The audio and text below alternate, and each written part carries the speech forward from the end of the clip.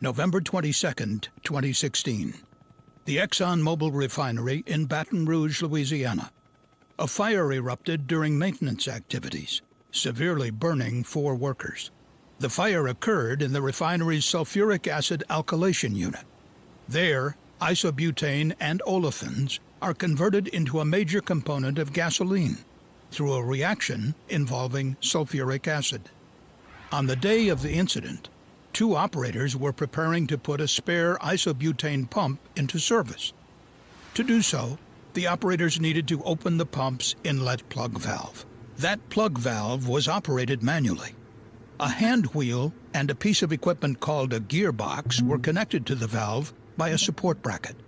The gearbox uses gears to make it easier to turn the valve stem into the open or closed position. The operators turned the hand wheel on the spare pump's inlet plug valve, but the gearbox was not working properly, and the valve would not open. When the gearbox was malfunctioning, it was an accepted practice in the alkylation unit for operators to remove the gearbox so that a pipe wrench could be used to turn the valve stem and open the valve. The gearbox was connected to the valve body by the support bracket using bolts. The operators removed 4 vertical bolts from the valve. But unknown to the operators, these bolts also secured a critical pressure-containing component of the valve known as the top cap. Approximately 3% of the numerous plug valves in the refinery's alkylation unit were designed so that the gearbox support bracket attached to the top cap.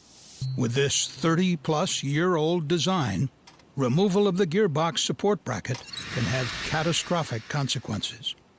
Approximately 97% of the valves were newer models with updated design that did not connect the gearbox support bracket to pressure-containing equipment, making it less likely to remove the incorrect bolts.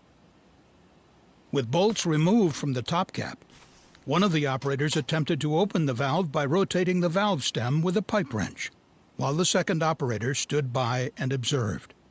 The valve immediately failed and came apart. Pressurized isobutane escaped from the valve, forming a flammable white vapor cloud. The 2 operators warned others in the area and directed them to evacuate. Approximately 2,000 pounds of isobutane released to the atmosphere. The vapor cloud likely found an energized welding machine roughly 70 feet away from the initial release and ignited.